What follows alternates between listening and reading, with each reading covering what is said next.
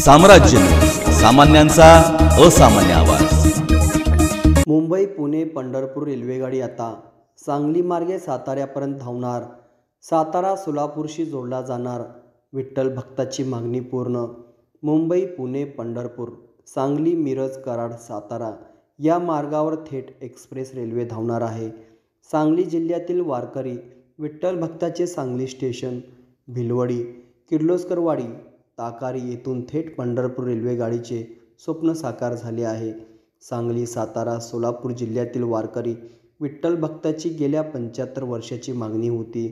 सांगली, सातारा जिल्ह्यातील विविध रेल्वे स्टेशनवरून पंढरपूर जाणारी रेल्वेगाडी सुरू व्हावी अशी मागणी अनेक वर्षापासून होती। या मागणीसाठी सांगलीचे खासदार संजय काका पाटील यांनी पुढाकार घेऊन गेल्या 10 वर्षात अनेक पत्रव्यवहार केले।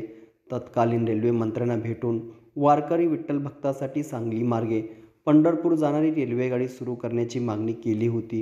ही गाडी सुरू करण्यासाठी ज्या तांत्रिक अडचणी होत्या त्या सोडविण्याबाबत मध्य रेल्वे सल्लागार समितीचे उमेश शहा आणि झोनल रेल्वे समितीचे सुकुमार पाटील यांनी वेळोवेळी पाठपुरावा केल्याचे सांगण्यात आले।